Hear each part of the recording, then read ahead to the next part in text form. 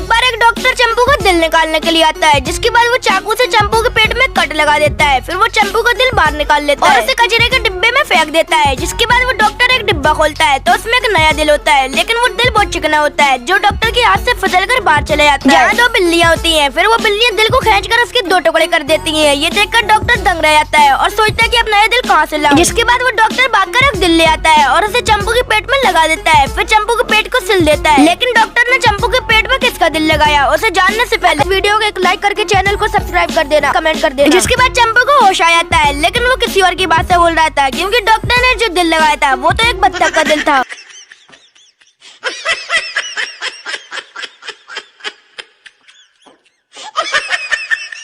एक दिन हो रही थी मस्त झमाझम बारिश, और बारिश देखकर धनिया का मन कराया चाय पकौड़े खाने का। अब घर में बेसन था नहीं, तो धनिया ने थोड़ी देर कुछ सोचा, फिर वो एक छाता लेकर आया और चल दिया मार्केट बेसन लाने के लिए। अब दुकान पर पहुंचकर धनिया ने बेसन मांगा। अब दुकान वाले ने धनिया को बेसन तो दे दिया, लेकिन धनिया ने एक चीज नोटिस करी कि दुकान वाले के साथ साथ वहाँ पर जितने भी लोग थे ना, वो सब धनिया को घूर रहे थे। धनिया को लगा कि आज शायद ज्यादा स्मार्ट लग रहा हूँ मैं, इसीलिए लोग घूर रहे हैं मुझे। और ऐसा सोच के धनिया बेसन लेके अपने घर की तरफ चल दिया। रास्ते में धनिया को मिले शिक्षा भैया चाय की टपरी पर चाय पीते हुए। अब शिक्षा भैया ने धनिया को देखा तो तुरंत बुला लिया, इधर आओ धनिया, इधर आओ। अब शिक्षा भैया ने नोटिस किया कि धनिया ने छाता तो लगा रखा, लेकिन धनिया फिर भी भीगा हुआ है, क्योंकि धनिया के छाते में एक होल हो रखा था। तो शिक्षा भैया ने पूछा कि धनिया तू होल वाला छाता लेकर क्यों घूम रहा है? तो धनिया बड़े प्यार से बोला, शिक्षा भैया इस छाते में होल थोड़ी ना था, वो तो मैंने खुद किया है, जिससे कि जब बारिश बंद हो जाए तो मुझे पता चल जाए, नहीं तो मैं बंद बारिश में भी छाता लगाऊंगा तो लोग मजाक उड़ाएंगे ना मेरा। दुनिया का सबसे बेहतरीन बैट्समैन हमारे पास है, सबसे बेस्ट बॉलर भी। वर्ल्ड की सबसे बेहतरीन टीम बनने के बाद भी इतनी बुरी हार। अजय ने पापा से बोला, तुझे पता है बेटा, इंडिया की टीम हारी ही नहीं है। क्या बोल रहे हो पापा? यकीन नहीं होता तो ये हाईलाइट दे। और अगले 20 मिनट के हाईलाइट्स ने अजय को रुला दिया, क्योंकि रोहित शर्मा 47 रन पे आगे आके जोर से बल्ला घुमाता है और मैच में कैच के बदले बॉल स्टैंड्स में जाती है, और 50 पूरे करने के बाद अपने आक्रामक रूप से अगली 73 बॉल्स में सेंचुरी मारता है। गिल और श्रेयस की विकेट के बाद कोहली के 50 के बाद वो बॉल जो बैट को लग के स्टंप में गई थी, वो स्टंप के साइड से निकल जाती है और रोको की पार्टनरशिप कोई भी रोक नहीं पाता, और फाइनल स्कोर 310 पहुंचता है। ये देखकर अजय की आंखों में आंसू आ जाते हैं। और ऑस्ट्रेलिया भी उतना ही अच्छा खेलती है, लेकिन 150 रन बनते ही जब सब उम्मीद खोने लगे, Shami back to back Travis Head और लाबुशेन की विकेट लेता है, और 210 के आसपास बुमराह को अपनी ऐतिहासिक हैट्रिक विकेट मिलती है, और आंखों में आंसू लिए 12 साल के बाद टीम इंडिया वर्ल्ड कप उठाती है। ये कैसे हुआ पापा? बेटा, अपना 100% देने के बाद भी जब हम हारते हैं तो पैरेलल यूनिवर्स की थियरी के अकॉर्डिंग किसी और यूनिवर्स में हमारी मेहनत रंग लाती है, और किसी और दुनिया में हम जरूर जीत।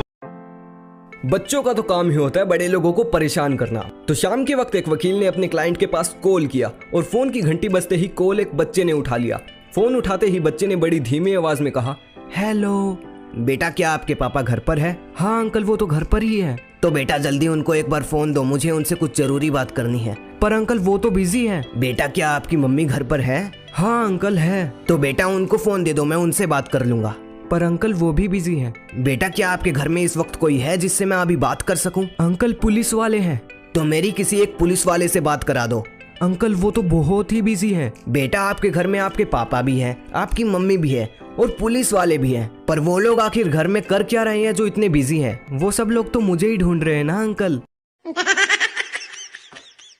तो कमेंट्स करके बताइए कि क्या आपके घर में है कोई ऐसा बच्चा जिसके कारनामे अपरंपार हो।